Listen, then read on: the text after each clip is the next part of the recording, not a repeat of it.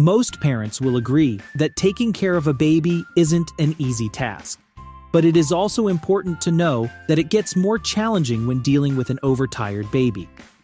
Overtiredness means that your baby's body is past the point of being ready for sleep. During this time, your baby's stress response system is activated. Some babies sleep much more than others. Some babies sleep for long periods of time, while others sleep in short bursts. Your baby will have their own pattern and will probably be quite different from other babies you know. Their sleeping pattern is also very unlikely to fit in with your sleeping pattern. This can be hard to adjust to at first. When babies are born, they don't know how to put themselves to sleep when they are tired or how to wake up when they have had enough sleep. This is all learned behavior and will take some time. Most people think a baby is ready for slumber when their eyes get lidded and their head slumps against our shoulder. Actually, at that point, they are overtired. Tired signs why they're important. Children show they're tired through changes in behavior. For example, your child might be suddenly irritable, overactive, or demanding. It's important to look for your child's tired signs. These signs let you know when it's time to reduce stimulation and start settling your child for sleep. Newborns.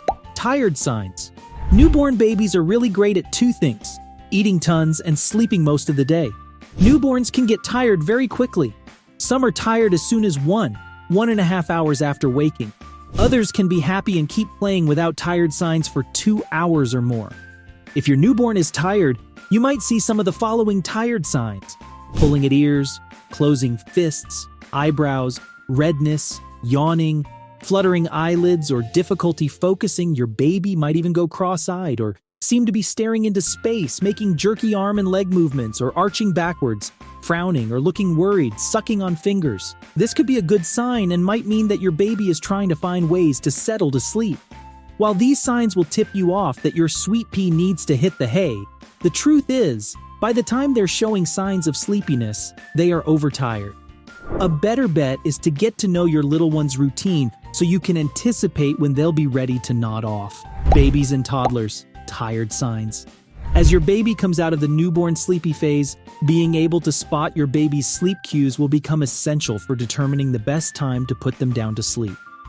At 3 to 6 months, your baby might be tired after 1.5 to 3 hours awake. At 6 to 12 months, your baby might be tired after 2 to 3 hours awake. At 12 to 18 months, your child might be tired if they miss out on a morning or afternoon sleep. If your baby or toddler is tired, you might see some of the following tired signs: clumsiness, clinginess, grizzling or crying, demands for attention, boredom with toys, fussiness with food. Your baby will be able to engage more with their surroundings as they grow. That means more distractions and things that keep them from drifting off on their own. What happens when tired signs are overlooked? A baby's temperament will influence how quickly and to what degree his behavior will escalate if early signs of tiredness are overlooked. Easygoing babies will often fall asleep without too much fuss. Slow to warm up babies tend to slowly become increasingly more upset. Spirited babies have a low frustration tolerance and quickly escalate to the point of distress if their needs are not quickly met. If a baby remains awake or is kept awake longer than he should, he could reach the point of overtiredness. Once distressed due to overtiredness, he might find it difficult to fall asleep and appear like he's fighting going to sleep, or that something is preventing him from sleeping. See overtired baby for reasons. The distress displayed by an overtired baby is commonly mistaken as pain. Tired or hungry? For some children, signaling sleepy and hungry cues can happen very quickly or even at the last moment. Babies cannot tell you, "I'm hungry, please feed me," or "I'm getting sleepy, I'm ready for bed now." So it's up to you, the parent, to watch the clock and learn their cues to make the best educated guess you can. What babies can do is cry. Their cry is a form of communication. Sometimes it's their only communication.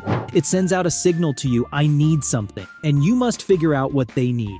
If your baby has had a feed within the last 2 hours and is grizzling and cranky, the baby might be tired. If you're not sure, offer a feed. If your baby takes only a little milk and is still grizzly, try settling the baby back to sleep. Reducing stimulation.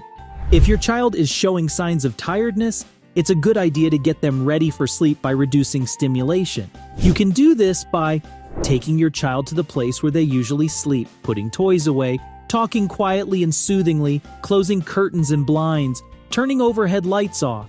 Use lamps if you need to, playing music quietly. This will help cut down on background noise.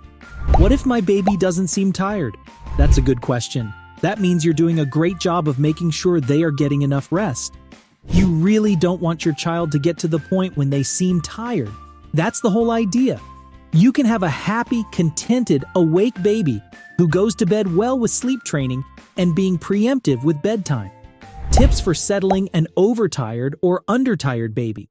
A baby who is overtired or undertired is going to have a really hard time settling to sleep at naps and bedtime. But there are some things you can do to help. Here are our top tips for settling your overtired or undertired baby. Work on their naps first.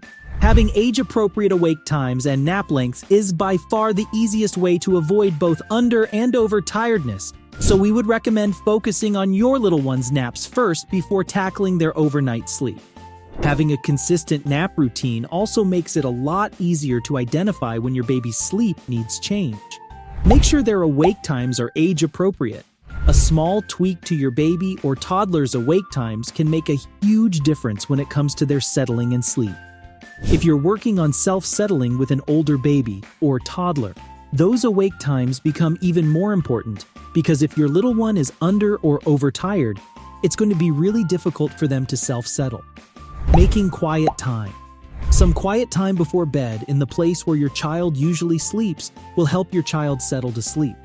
Quiet time with your child might include a gentle cuddle, a story, or a quiet song. Your child might need only a few minutes of quiet time before they're relaxed and ready to be put in bed. If your household is noisy and active, your child might need some extra quiet time before it's time for sleep. What age do babies stop showing sleepy cues? Babies, toddlers, and adults all have sleepy cues.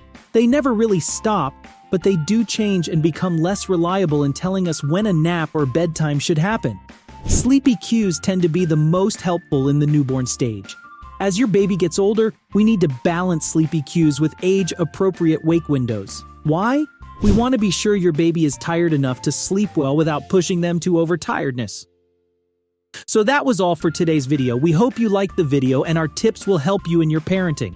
For more videos like this, do subscribe to our channel and please leave a like to show us that our tips help you. See you next time.